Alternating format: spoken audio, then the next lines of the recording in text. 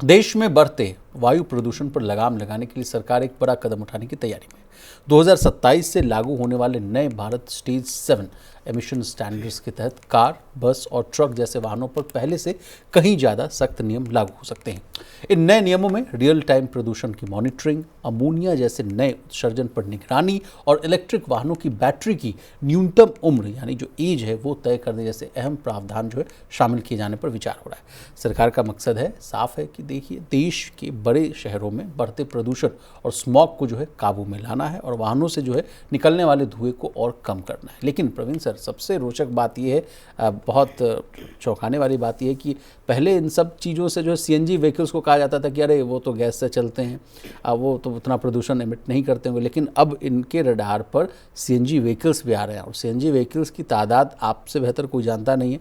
आप जितने आप ओला, उबर और जितने भी जो है आप वाहन जो है आप यूज़ करते हैं राइड के लिए, वो आप सीएनजी की होती है। कई लोग जो हैं, जो हमारे आप जैसे लोग हैं जिनको लंबी दूरी की तय करनी होती, उन्होंने शिफ्ट कर लिया कि चलिए भाई पेट्रोल से अच्छा है कि सीएनजी व्हीकल ले लेंगे।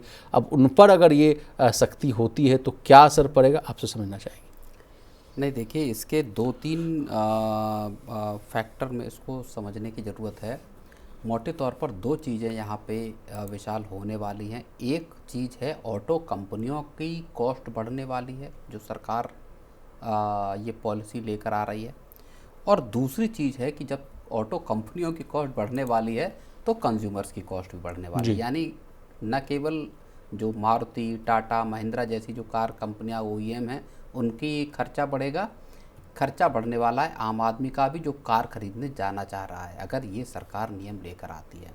और एक साथ डबल जो है वो दो तरीके के सख्त नियम लेकर सरकार आ रही है।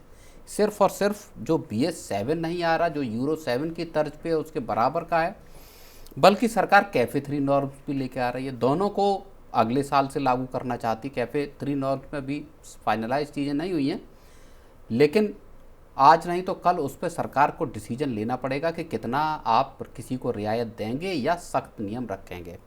तो वहाँ भी खर्च कंपनियों का बढ़ने वाला है। मारुति जैसी जो छोटी कंपनियाँ, कार कंपनियाँ हैं, उनके लिए बड़ा मुश्किल दौर है।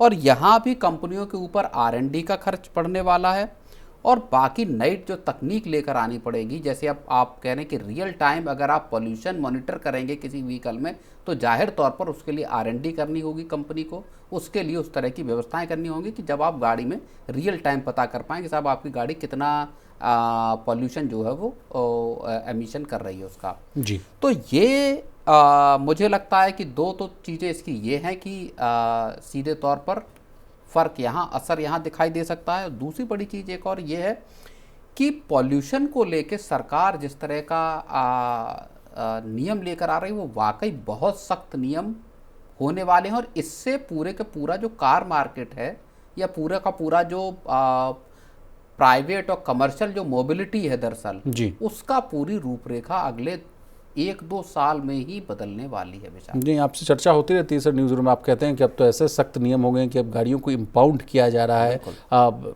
कहा जा रहा है कि हायर एमिशन नॉर्म्स वाले जो व्हीकल हैं उन्हीं को परमिट किया जाएगा।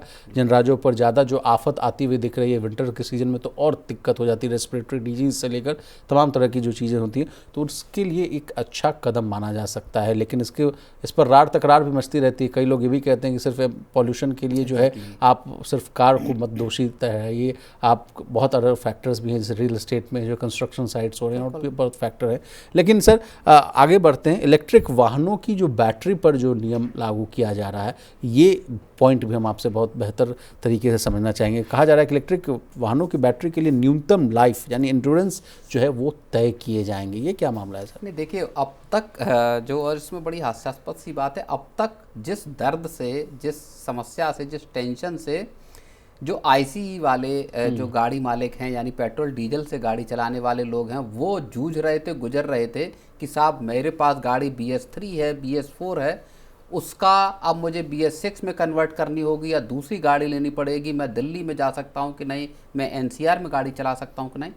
अब ऐसी ही दिक्कतों से दो चार, सिर्फ और सिर्फ अब वो अकेले नहीं रहे, अब CNG वाले भी इसी एक ही लाइन में लग गए हैं और उसी लाइन में सरकार खड़ा कर देगी ईवी वालों को भी, ईवी वाले जो सोचते थे कि नहीं साहब मेरे पास तो बैटरी वाली गाड़ी है और अब मैं निश्चिंत हूँ, अब मैं कहीं चलाऊं कुछ करूं, मेरे ऊपर सरकार की पॉलिसी का कोई असर मतलब नहीं। अब सब कोई लपेटे में आ गया सर, पेट्रोल वाले भी, बिल्कुल। सीएनजी वाले अब भी, ईवी भी। इर्रेस्पेक्टिव ऑफ फ्यूल, आप किस फ्यूल का इस्तेमाल कर रहे हैं, आपकी गाड़ी किस तरह से चलती है, उस सबसे हट के पॉल्यूशन के नॉर्म सब पे सख्त होने वाले हैं। टायर डस्ट आपकी और ब्रेक से जो टायर वियर है और ब्रेक से निकलने वाली जो डस्ट है, ये वहाँ जो वो हैं सीएनजी वाली गाड़ियाँ जैसे मान लीजिए, उन सब में अब इन चीज़ों को दर्ज किया जाएगा। इसका मतलब ये है कि हर तरह का व्हीकल अब आपके पॉल्यूशन की कैटेगरी में आने वाला है विशाल। चलिए, एक लास्ट सवाल मैं आपसे पूछूंगा सर कि कैफ़े 3 नॉर्म्स को लेकर हम लोग जब भी डिस्कस किए हैं, उसमें कहा गया कि अभी सरकार ही जो है रूपरेखा तय नहीं कर पा रही है, तो जो 27 से लागू करने वाली बात है वो शायद जो है इम्प्लीमेंट ना होती हुई दिखे, तो क्या सर उस एक्सटेंड होती हुई दिखेगी 29 से 30 से? मुझे लगता है कि अगले 2-3 महीने के भीतर सरकार यहाँ फैसला जरूर करेगी, सरकार इसको टालेगी नहीं। किसी न किसी एक सहमति पर सरकार इन कार कंपनियों को लेकर जरूर आएगी।